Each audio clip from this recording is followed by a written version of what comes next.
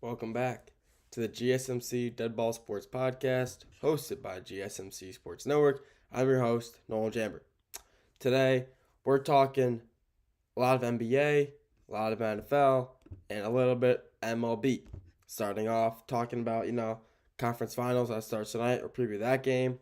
The Timberwolves playing the OKC Thunder. After that, we're going to the NBA All-Rookie teams. They were just announced, so we'll talk about that. After that, we're going to go to the NFL, talking about signing so far in the NFL, players who've got signed, the extensions, anything like that.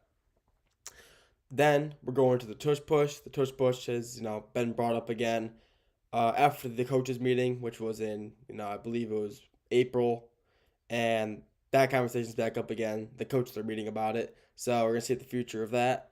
And then after that, we're going to the Colorado Rockies, talking about them again for like the second time in 2 weeks. So, yeah. But before we get into any of that, however, tips and donations. Tips and donations are always greatly appreciated. If you wish to tip or donate and show your support for the channel, feel free to do that by using the super chat and the sticker feature if you're in the live stream. And if you're not in the live stream, the two links in the bio and in the description. Even if you don't wish to tip or donate and you still want to show your support, feel free to leave a comment in the YouTube comment section or live stream comment section. I like being able to respond, talk to the fans, so please feel free to do that. And so I can just be able to talk to you guys. That's what I'm here for. So, like I said, if you do wish to tip or donate and show your support, feel free, and you happen to be in the live stream, feel free to use that super chat and that sticker feature. And if you're not in the live stream, the two links in the bio and in the description. That being said, let's get in the topic number one for the day, with that being the NBA Conference Finals. Tonight, we have, but the yawns have already started, man. It's gonna be, I don't know. Every time I start streaming, live recording, the yawn just gets to me. So, who knows? But like I said, Game 1 of the Western Conference Finals is tonight, between the Minnesota Timberwolves and the Oklahoma City Thunder. And this is going to be a very, very good series. It really will be. These teams, their starting fives are so good. They really are. They are just so evenly matched. They really are. They are just very, very evenly matched. And their starting fives perfectly, resemble that. Obviously, they got the two main characters, SGA versus Ant-Man, Anthony Edwards. And then you got guys, you got other big name players, Jalen Williams versus, probably Mike Conley. You got, Hartenstein versus Randall, or Chet versus Julius Randle. I mean, there are just going to be so many good matchups in this game. And so, they're just going to be so even. It's going to be the perfect series to watch. I think so. Even with that being said, though, this could be, a series that I remember yesterday I was saying that I believe I don't remember exactly who I predicted to win, but if I said the Timberwolves, I might be retracting that statement. I think OKC will be coming out on top in this series. I really do. If you look at the players, yeah, it's gonna be a good matchup. But look at the bench. The bench is really where, you know. I'm sorry, man. The bench is really where, the, it's going to be crucial. The bench play is going to be crucial. Obviously, Alex Caruso, one of the best defenders in the NBA. We saw what he did against Jokic. I mean, absolute domination on the defensive side of the ball. That's what he's always been. A defensive guard who has some good offensive ability. But, his strength is on the defensive side of the ball. And whoever he's on, they're not doing much. I can tell you that. They just will not be scoring, at least easily. They will be taking, I don't know, there'll be a lot of turnovers and a lot of, missed shots with Caruso on you. Cason Wallace, another good backup guard. He's the point guard for that team off the bench. Great player. I mean, he's small. He's not, super big, but he can play really good basketball. He's pretty quick. He can shoot pretty well. I mean, it's I'm just gonna get one really long yawn out. It would be good. Wiggins. I mean, you got Andrew Wiggins. I mean, great player. Obviously, phenomenal. He's been kind of thrown around the league a little bit, but he's really found himself a good spot in OKC. He's a great player for him, and he's a great bench player. But even with that being said, even though I said the bench is going to be a huge play. It really is. Minnesota has a great bench as well. DiVincenzo, Naj Reid. I mean, they have a great bench as well.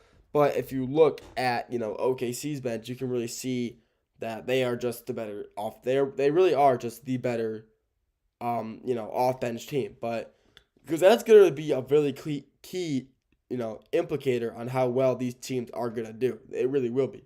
These teams, their starting fives are dominant. Everybody knows that. Their starting fives are pure, just very, very dominant. Both of them are. So it really will matter how well their bench players come off the bench and play.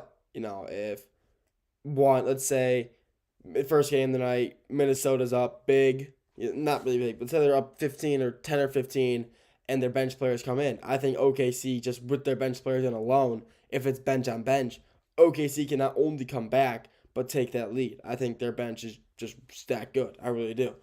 Like I've already mentioned a few of the guys. I can't believe I'm yawning this much. This is insane. But, it really is insane. It really is. That, that the Thunder are just this deep of a team. They are this deep of a team in the NBA. You see, these really dominant teams have some of the best benches in the NBA, and that really comes to show. OKC is just the best team in the NBA when it comes to their depth. They really, not only, they are the best team in the NBA, but a reason is because how deep and how good their bench depth is. It really is.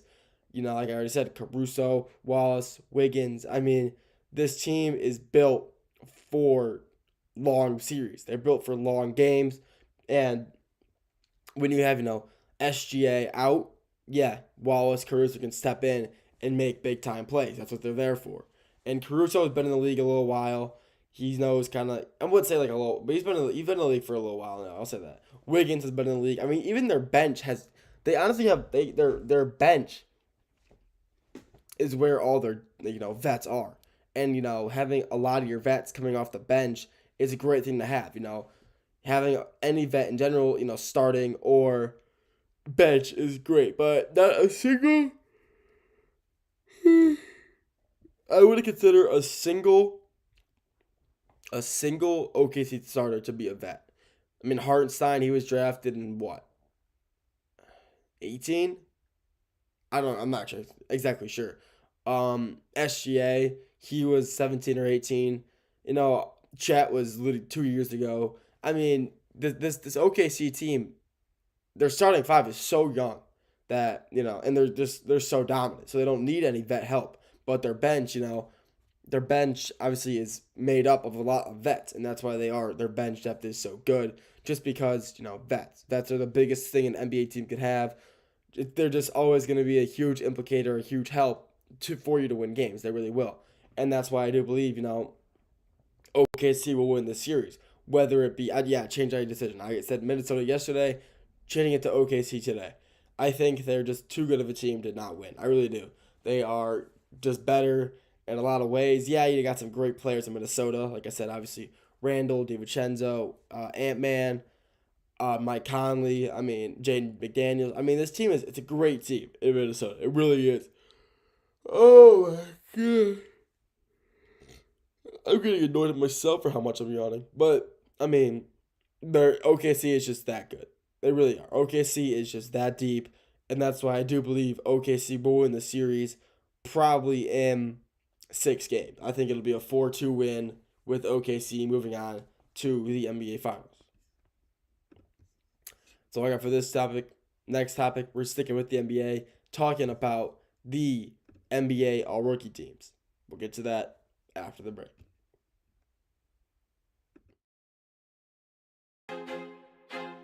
I feel like I'm losing my mind.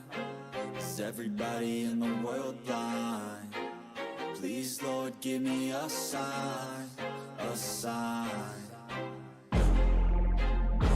feel like I'm losing my mind. Is everybody in the world blind?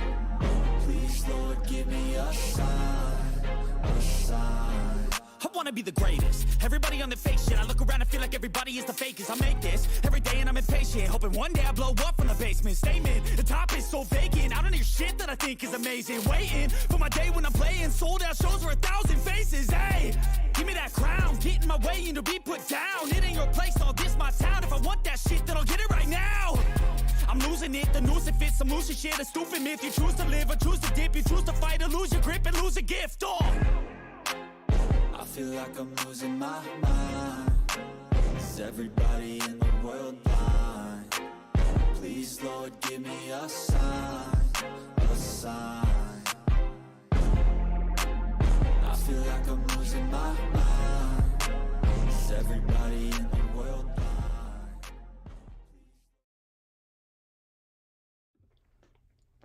Welcome back to the GSMC Dead Ball Sports Podcast, hosted by GSMC Sports Network. I'm your host, Nolan Jamber. First segment, we talked about the NBA Conference Finals starting tonight. I previewed the OKC versus Minnesota Timberwolves Game 1. This segment, segment number 2, we're talking about NBA All-Rookie teams. They were just announced a few hours ago, so we're gonna touch about that. Before we get into this topic, however, tips and donations. Tipping and donating is a great way for you guys to show your support for the channel. If you wish to tip or donate and show your support, and you happen to be in the live stream, feel free to do that by using the super chat and the sticker feature. And if you're not in the live stream, the 2 links in the bio and in the description. Even if you don't wish, sorry, it's a little windy outside. If you don't wish to tip or donate and still want to show your support, feel free to leave a comment in the live stream comment section or YouTube comment section. I'll see those right away and respond to those as fast as I can. It really means the world when you guys want to, show your support by leaving comments. It's awesome being able to talk about your comments. So we'll talk about that. But, like I said, even if you don't want to comment and you do want to tip or donate, you would feel free to do that by using the super chat and the sticker feature if you're in the live stream. And if you're not in the live stream, the 2 links in the bio and in the description. That being said, let's get into topic number 2 for the day, with that being the NBA All-Rookie teams. So, the NBA has finally announced their All-Rookie teams. They finally have. And, they're pretty good. I kind of expected. I'm going to have them pull up on my phone, so I'm sorry if I'm looking down. But they were kind of expected. I kind of saw, what's the word I'm looking for? I kind of saw where some of these teams were going to go. I kind of saw, most of these players going to where they were. And, yeah, I'm looking at some of the guys who didn't make it. I'll talk about the notable players. We'll talk about let's talk about the guys, who made the NBA teams first. So I'll talk about that. So first topic, first team All-NBA, Stephon Castle for the San Antonio Spurs. No doubt about it. Rookie of the year, stepped up for the Spurs. They didn't have a great year overall, but huge addition for the Spurs. He's a great player this year. Obviously, like I said, won Rookie of the Year. He's going to be a bright player in the future of the NBA. He really will be. Then we have Zachary Richardson. Sorry, he's got a weird last name. From the Hawks, first overall pick. And yeah, it's the first team All-NBA. Makes sense. First overall pick. Had a pretty good season. He had 99 first place votes and 1 second place vote. It's kind of messed up. He was a guaranteed first team player. He is a great player. He averaged, I believe, 12 and 9. So almost a double-double as a rookie. It's a pretty solid stat line. Congrats to him. Jalen Wells out of Memphis. Great player. Great guard for them. He's a huge pickup for him. He stepped up big when Ja was out for a little while. So he stepped up pretty big and made some pretty big impact for the Grizzlies. Zach Edey, also out of Memphis. Great player this year. Obviously came out of Purdue. Zach Edey, I really didn't know where he was going to go. I really wasn't sure, if he was going to get drafted or not. I knew he was, going to be a player in the NBA. I wasn't sure, how good he would match up, how good he would be, how far he would fall, or, if he fell at all. And, he made first team All-NBA for rookies. And I'm not really surprised by that. But my doubts early in the year were I didn't think he'd play well at all in the NBA. The NBA is very fast-paced. And he really can't, he can't play. He's not like a stretch big. He's he's like just a normal, I guess you'd say, center. He plays like an average center. A lot of rebounds, not a lot of points. He's like a Rudy Gobert. He's literally like a Rudy Gobert. He's kind of slow, sluggish, but he gets rebounds when you need him to and makes blocks. So congrats to, yeah, because I really didn't know like where he would fall. But, I'm happy he made the first team. It's a great player. And to end off, somehow he made first team All NBA, Alex Sarr.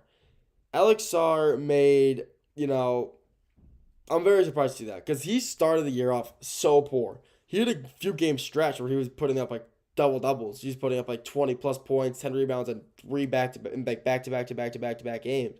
So that stretch probably could have helped his case.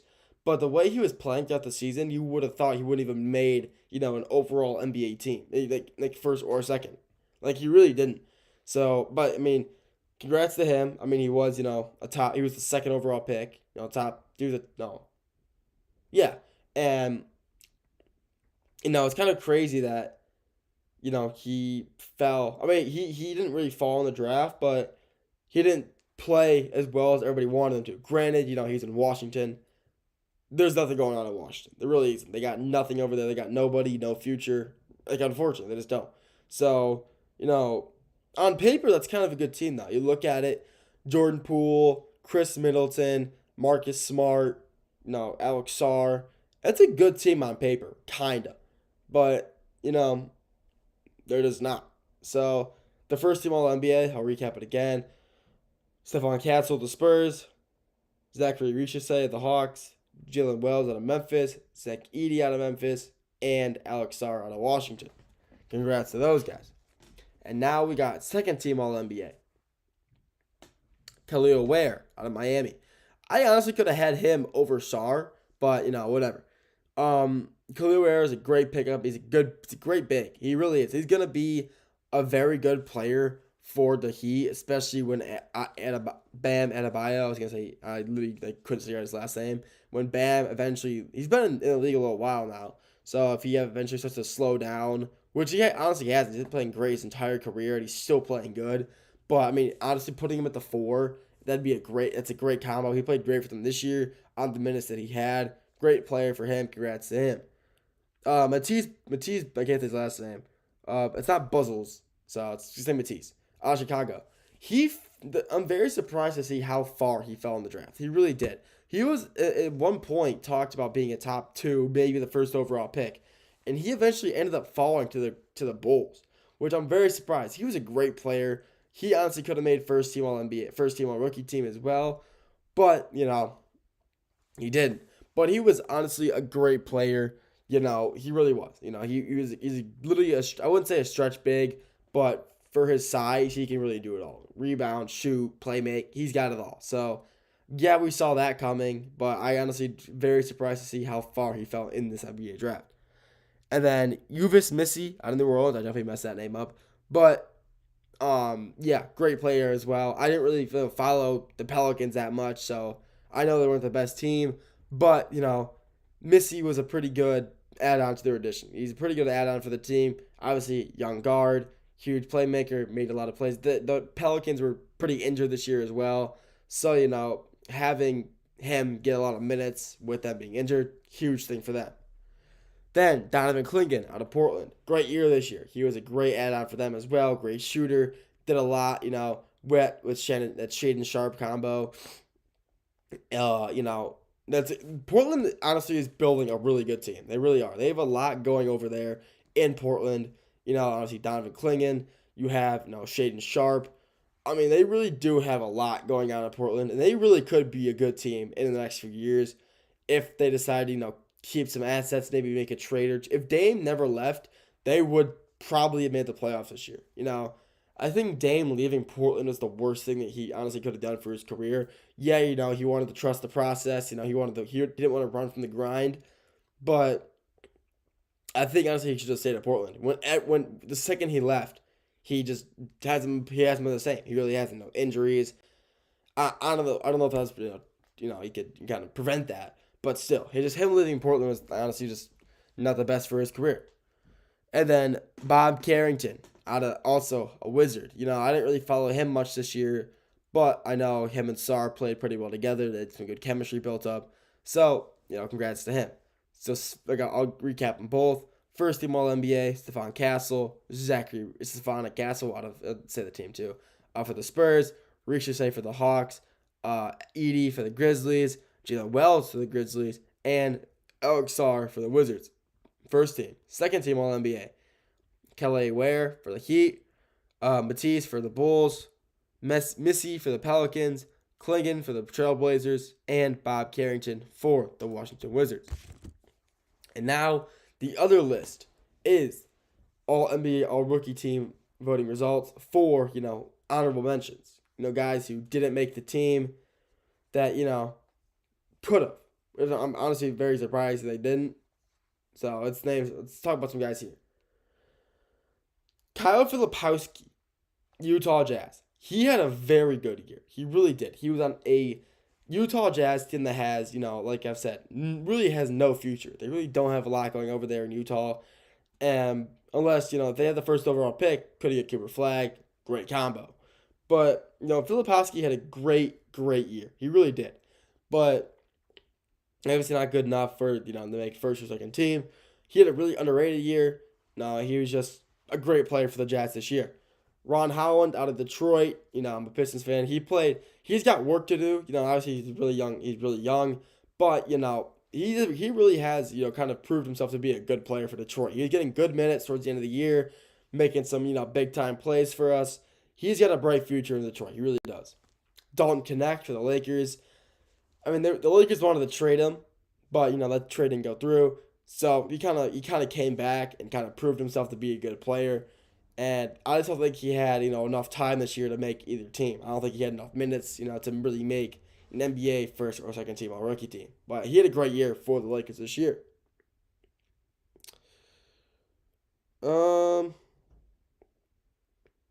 That's honestly really it. Isaiah Coulier out of the Jazz as well. He had a pretty solid season as well if you followed him. But yeah, I mean, really the biggest snubs I can see, Filipowski is probably Jared McCain, but obviously he got injured, which sucks. He would have won Rookie of the Year and he would have got first team, but injuries. So that's blows. But honestly, the snubs are really just Filipowski and Jared McCain. You can also, obviously, Pistons fan, say Ron Holland. He didn't really deserve to be there, but I'm going to say just because he deserved to be there. But, some of the players in here had some pretty good, had some great seasons. But, yeah, that's really it. For that segment, that's really it. The teams are pretty good. I think you can move a few guys here around. But other than that, I think that, the committee, they're pretty good. So, congrats to all the guys who made, first, second team All-Rookie NBA. It's a huge accomplishment. That's all I got for this segment. Next segment, we're going to the NFL. We're talking about, some offseason signings and extensions that have gone on so far. So we'll get to that after the break. Looking for your daily fix of sports talk without having to pay for it? GSMC Sports Network is available on YouTube. Just search GSMC Sports Network. Get your fix of daily sports talk shows on YouTube, absolutely free. NFL, college football, NBA, MLB, MMA, UFC, fantasy football, and so much more. GSMC Sports Network has shows running all day long, with new sports shows starting every 2 hours. Just like on your favorite cable sports channel, except GSMC Sports Network is absolutely free. Just search GSMC Sports Network on YouTube to catch one of your new favorite shows, like the GSMC College Football Podcast, Chip Shot Football Podcast, Hoops and Heels Women's Sports Podcast, GSMC Basketball Podcast, and so many more. Check it out for yourself. GSMC Sports Network, now available on YouTube absolutely free. Search GSMC Sports Network on YouTube right now.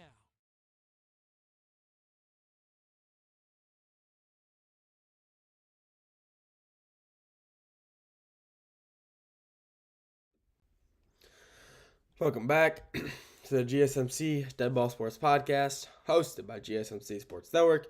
I'm your host, Nolan Jabber. Segment number 3 today, we're going to the NFL. We're talking, NFL signings so far. But if you're just tuning in, we talked about NBA before this, the conference finals, previewed the game for the night, and just talked about the NBA all-rookie teams that were just announced. Yeah, like I said, Number 3, NFL signing so far. So, first one I want to talk about. Obviously, I talked about Brock Purdy yesterday. If you want to hear my takes on that, you can go watch that old video from yesterday. But I'll talk about him first. Just a quick recap from him. He was just signed to a quick 5-year, $260 million contract.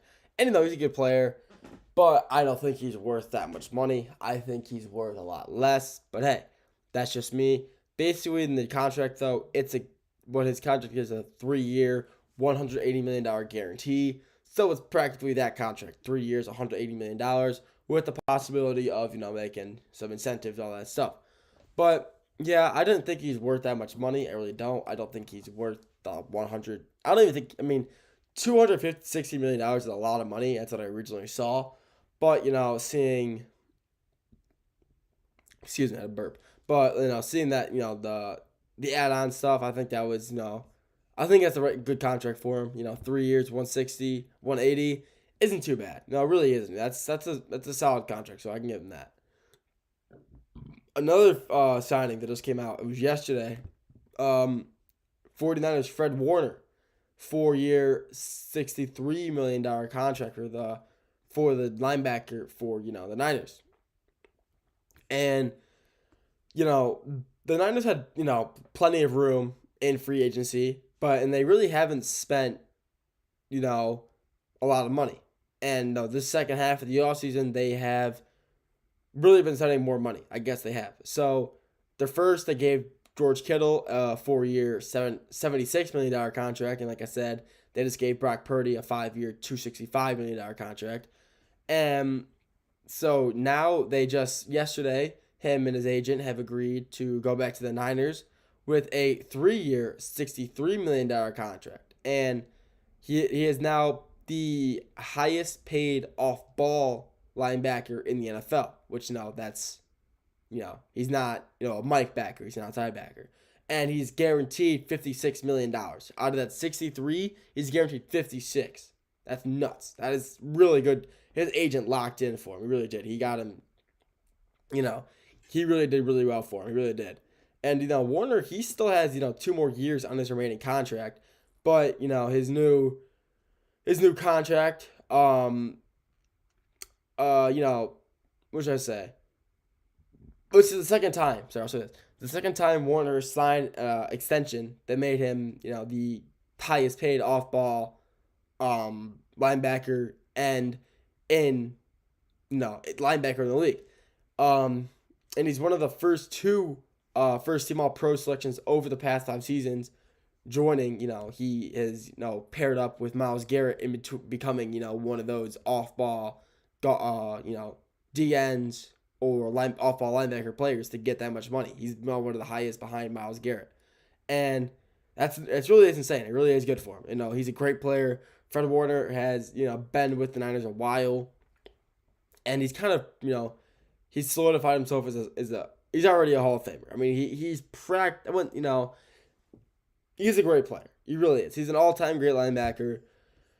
And, he really deserves this contract. He's recorded at least, 118 tackles in his 7 NFL seasons.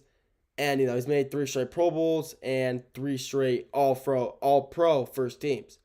And, he didn't miss a single game last year, despite, he fractured a bone in his ankle week 4 against the Patriots. That was, I forgot, that was horrible for him. That sucked. I really thought he was going to be out, but nah, he just pushed through and persevered.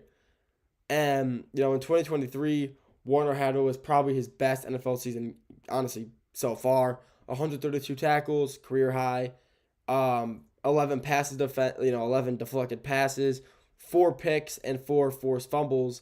And the Niners made it to the Super Bowl that year. Yeah, they lost, but, Fred Warner was really the anchor of that defense. He really has been the anchor of their defense this whole time being there. And he really does, deserve all the money he's getting. He really does. He's that good of a player. Fred Warner, congrats to him, man. He's made so much money. He has made, so much just money, Pro Bowls, all-pro selections. He deserves all this money in the world. He really does. He's that good of a player. So congrats to him. Another player I want to talk about is Shedeur Sanders of the Baltimore Ravens, Cleveland Browns. He just got signed to his rookie contract, 4 years, $4.6 million. And, this wouldn't really be a big deal. People really I wouldn't be thinking much of this, except for the fact that, it's Shedeur Sanders. He was taken like 5th round when he was projected, a top 10 pick. And, this really shouldn't be news to anybody. But, it's news because he was taken so low in the draft when he was projected already to be so high. That's why it's news. That's why I'm talking about it. He was, like I said, rookie contract, 4 years, $4.6 million. And he's only guaranteed like $1 million in that contract. He's not even he's not safe from being cut. He can get cut. But, it's a matter of if the Browns want to keep him. And I think, he's got a lot to prove. Obviously he's a rookie. He's fighting against Dillon Gabriel, who was also drafted. He was drafted in the 3rd round with the Browns. And they're fighting for, they're fighting to keep their spots. And it's going to be a good matchup. These two are great quarterbacks. They're both phenomenal in college. Dillon Gabriel obviously was a Heisman candidate. And, it's just good to see him get paid because now he knows, he has a reason to fight. Yeah, he's been fighting this, training camp to get that contract extension, get that contract made to him, get that money. And now he's got a reason to fight even more. He's got to make sure he stays there all 4 years and maybe, renegotiates his contract midway through that to sign up for maybe a 3-year deal for like, $50 million, maybe even more. Depends how good he is. But, congrats to him. Much needed. Like I said, he didn't deserve to fall that far. He really didn't. Shedeur Sanders did not deserve to fall to the 5th round. He deserved to fall maybe to latest the 3rd, but 5th round is kind of crazy. It really is. If you watch his college tapes, you will know how good of a player he is and how dominant he was in college. No one needs to go out of their way to watch his college tapes to know how good of a player he was. He already is just that good of a player. He really is. So, congrats to him, obviously. Great player in college. Hopefully, he finds a home in Cleveland. Hopefully, he can, prove himself to be a great player in Cleveland, which I think he will.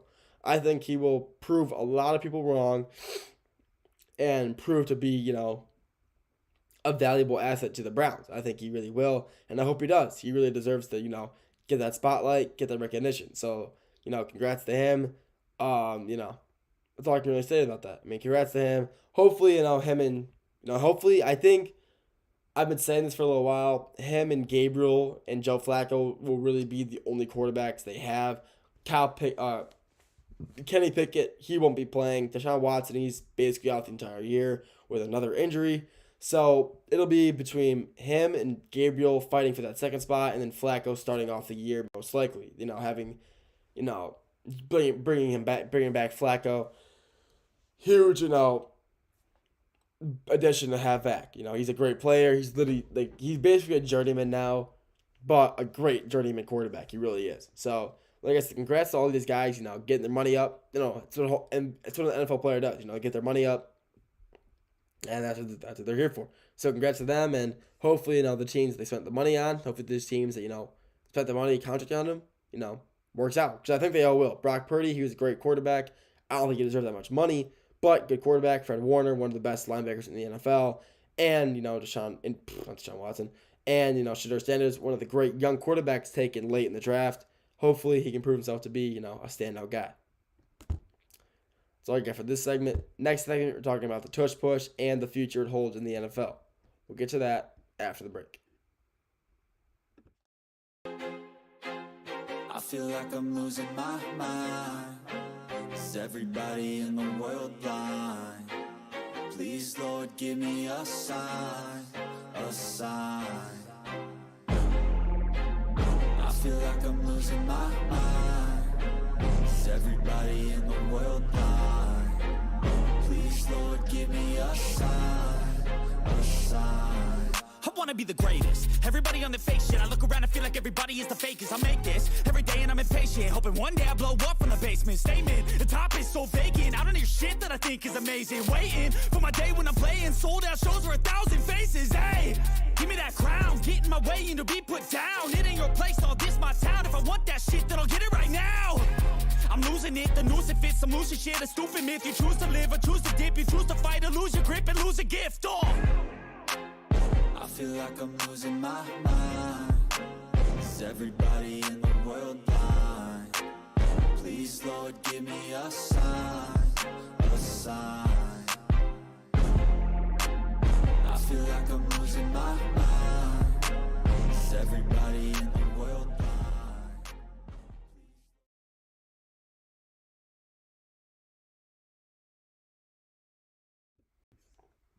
Welcome back to the GSMC Dead Ball Sports Podcast, hosted by GSMC Sports Network. I'm your host, Noel Jamper.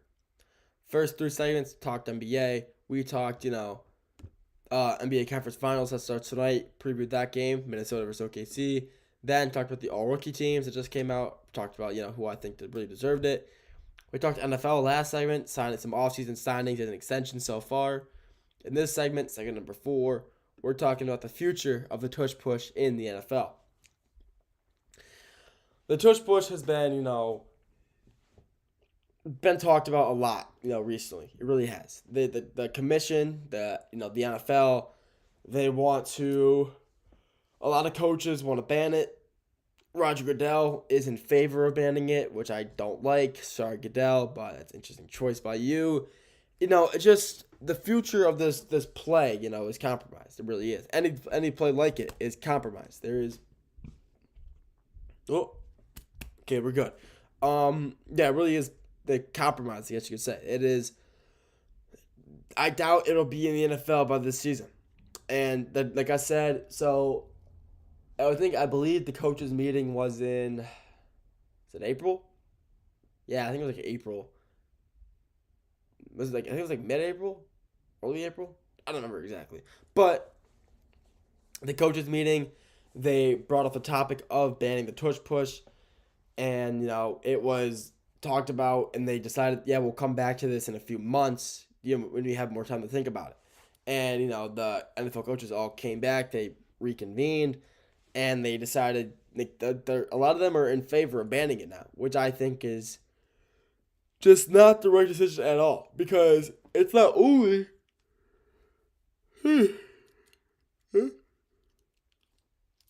is the tush push in jeopardy, but any play involving pushing players forward. Like, let's say, you're downfield and you're fighting for that inch to get that first down, and let's say one of your linemen come up and pushes you forward. You're not allowed to do that anymore either. Supposedly, as part of the articles I've been seeing, you can't push your teammates forward anymore. You can't get behind them and start shouting them for extra yardage. You have to just let them go, which I think is absolutely ridiculous. I really think it is dumb, because the tush push, the play itself isn't overpowered. It's not the play, and I've been saying this when I was talking about this a while ago during the coaches meeting about the topic. It's not the play, it's the players.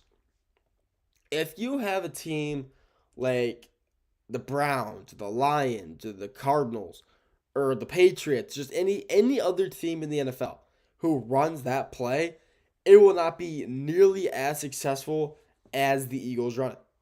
And it's not because, they're not running it right. It's because they don't have the right personnel. The Eagles' offense is built they just happen to have it built so they can run that play perfectly. Their offensive line is constantly, one of the best offensive lines in the league. They have just the strongest guys, some of the most vetted linemen. Jalen Hurts, he is the strongest lower body quarterback we honestly could ever see. He squats like 650, 700. I mean, he is an absolute freak. He really is. He is an absolute freak. Pause. But, he's a great player. He really is. He is insanely strong, insanely quick. And the reason that play works is because of Jalen Hurts' just ability, his strength. It really is. His strength leverages his body forward when they're all pushing him. And, that's why it works so well. Let's say the Cardinals run that with, Kyler Murray.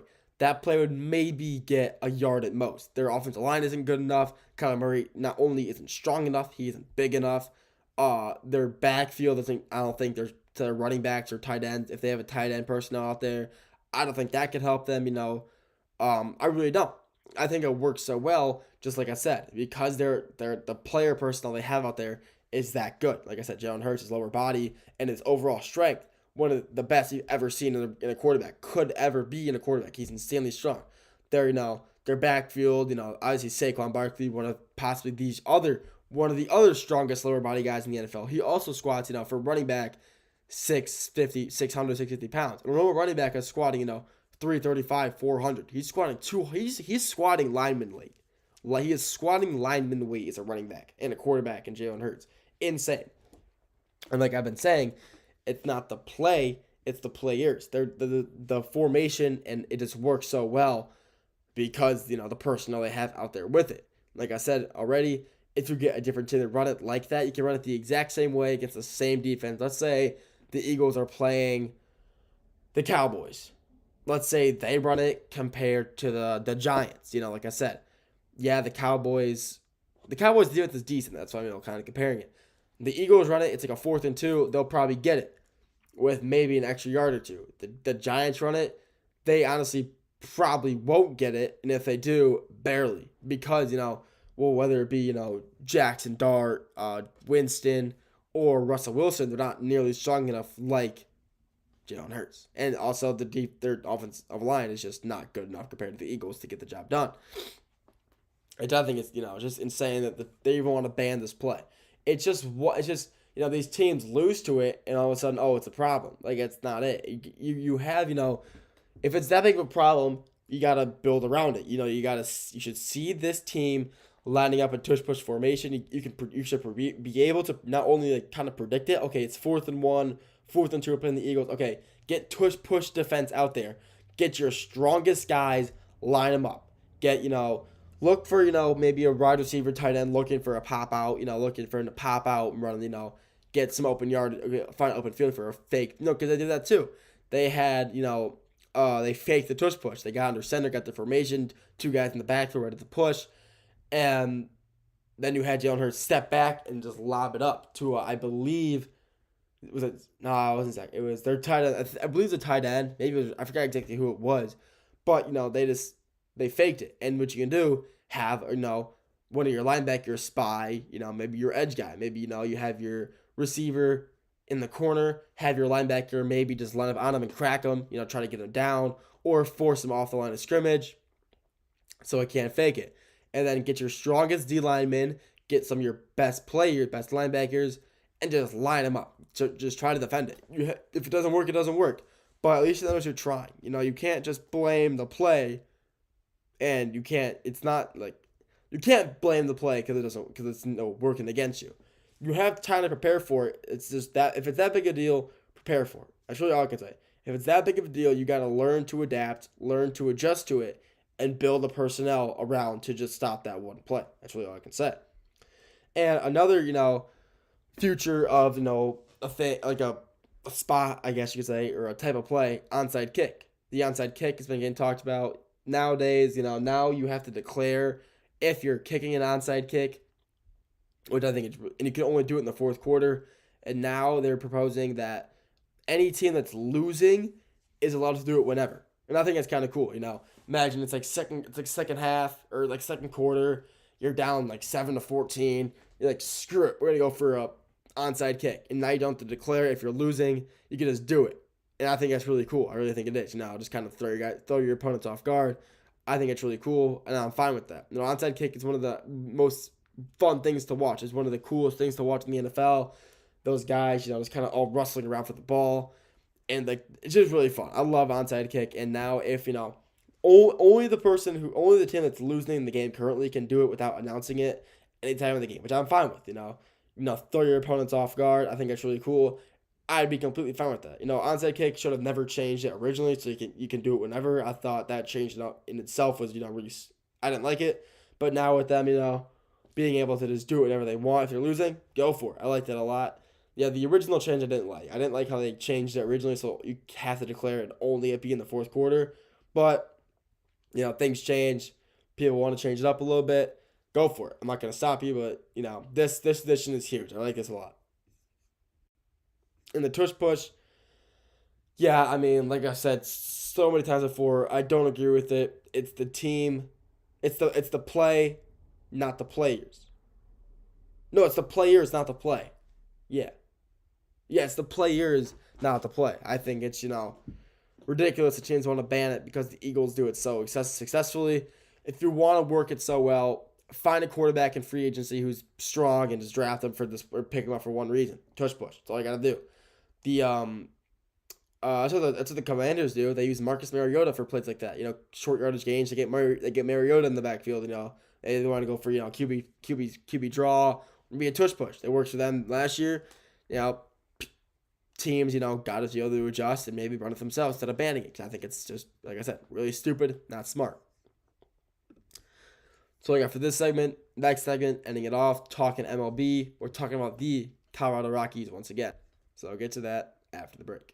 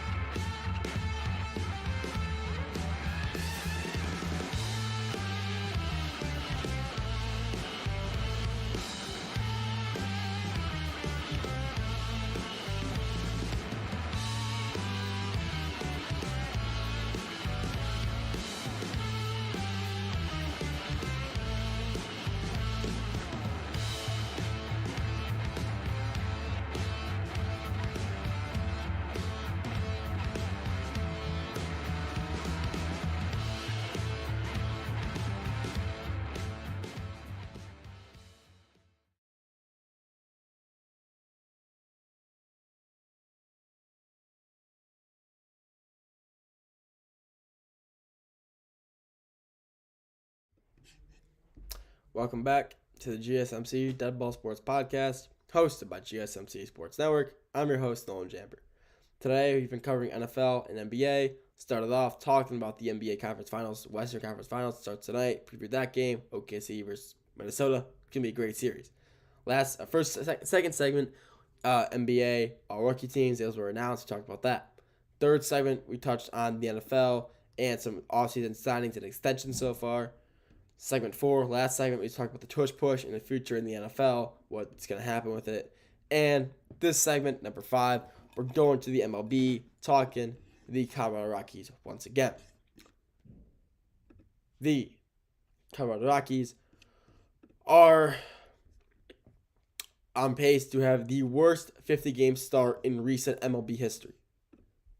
And, that's just horrible. Over the past 2 years, the Rockies have had they've been less and less impressive. In 2023, they broke the record for most franchise losses with 100 losses in one season. And, that was the worst season in franchise history. In 2024, they finished with a few more wins, but making it the second worst season in the team's history. And this season, it's not much better. The Rockies, they got to celebrate a win after losing 16 of the last 17 games, with including 8 in a row, which is, they had an 8-0 stretch that just lost and lost and lost and lost. They're horrible. But this season, they narrowly missed the worst 25-game start in MLB history with a 4-21 record. And, they are getting very, very close to the worst 50-game start in MLB history since the wild card was instituted in 1995, sorry. And so some of the teams, that have had one of the worst, so I'll just name some teams that have had some of the worst 50-game starts in MLB history. But as of right now, they are 8-39, which is, if I'm correct, that is 47 games. Let me make sure that's right to the math. Let me just make sure. 8 plus 39. Yeah, 47. Okay, I was right. So they have to win And they have to win these next 3 games to make sure they don't have the worst start, the worst 50-game start in MLB history. But like I said, they at least win 2 to avoid setting or tying the worst record in MLB history. But they should try to win for 3. But here are the worst 50-game starts since MLB, the wild card in 1995. You have the first, which is the 2023 Oakland A's. They were, for how bad they were, 10-40. This hurts to see. The 96 Detroit Tigers, 12-38. They were not good in that era. 2013 Marlins, 13-37. 06 City Royals, and 05. The 06 and 05 Royals are on here twice back-to-back years. 13-37, the exact same record. 13-37. 2003 Tigers again. Didn't even know that. Dang. That hurts to see. 13-37 as well. 2013 Astros, 14-36. 2009 Nationals, 14-36. These next 2 teams are 14-36 as well. 03 San Diego Padres and the 01 Tampa Bay Rays. I didn't know they were called the Devil Rays. Huh, that's weird. That's news to me. But, the Rockies could turn it around. This season's start will be on the list for one of the worst in history since 95 when the wild card was introduced. And this will be in addition to the other historic records broken this season after the Rockies endured, the worst shutout in franchise history when they lost 21-0 to the Padres last week, I believe. And, they're the first team to start 7-36 in the, modern era in NBA. In the MLB. They have just, this Rockies team really just has nothing going for them. Like, I covered them last week, and they really just don't have anything going for them. They really don't. Their best pitcher, their best starter has a 6 ERA. I mean, their best hitter, I think he's batting, there's like 260. When your best hitter is hitting 260, and after that, their second best, I believe, is like 210. I mean, that's rant. I'm gonna look up their ERA. I'm gonna look up like all their averages right now, and I gotta see, how just I gotta see this. They're playing the night. I'm pretty sure they're playing the night too. They're playing because they played the who were they playing last night? The Phillies. Yeah, they played the Phillies last night. I forgot in that series. They lost like 9-3, I believe. So let me look at their stats. Let's see their batting averages right now. Yeah, I forgot about Henry. Hunter Goodman. He's batting 292. So okay, congrats to him. But that's their best hitter. Let's look at their batting percentages. 210, 201, 204, 220, 264, 246, 238. I mean, it's just so bad. Their worst hitter is hitting 125. So, it's... The problem is, no one on their team is hitting exceptionally good. They're all just hitting very mediocre. 292. There goes some 292. And then their second best is 275.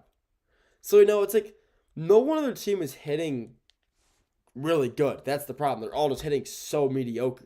Now they just can't, find a way around, their problems. Their best pitcher's ERA is 6. Or their best starting pitcher's ERA is 6, which is horrible. So, I mean, like I said in a few shows ago when I talked about them, they're horrible. They have no future. They really don't. Their farm is horrible. Their farm is one of the worst in the MLB behind the White Sox.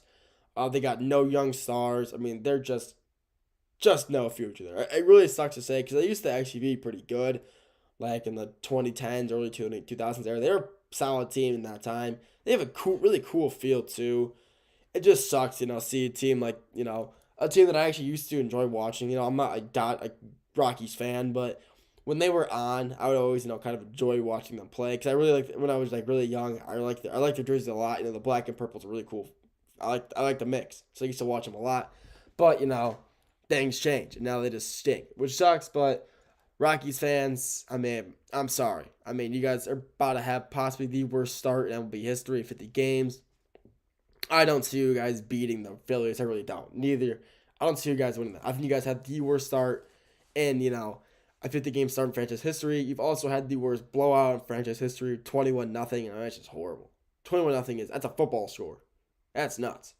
But, I mean, yeah, if you're a Rockies fan, I'm sorry. But congrats. I mean, you're staying strong, so kudos to you, I guess. But I feel you, man. I was a fan of the 14-win Pistons team, so at least you guys got the Nuggets. So lucky. At least you got the Nuggets. That's all I got for you guys today. Thank you for tuning into this episode of the GSMC Deadball Sports Podcast, hosted by GSMC Sports Network. Your continued support means the world, so please feel free to like, comment, and share with anybody you know. If you wish to stay up to date with all things GSMC, make sure to follow us on our social media, whether it being LinkedIn, Facebook, Twitter/X, Instagram, Snapchat, whatever. We're on it. Just get to social media, search GSMC Sports Podcast, hit us with that follow so you know when all of our content's coming out for the day. But like I said, thank you for tuning in. Have a great rest of your day, and I'll talk to you all very soon.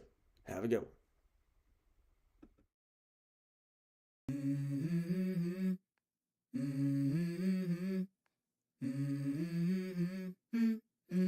Let's go. I wake up to a little bit of drool on my pillow, feel like it's gonna be a bad day. Yeah, I'm tired of shit, and the coffee ain't hit yet, damn, ain't that great.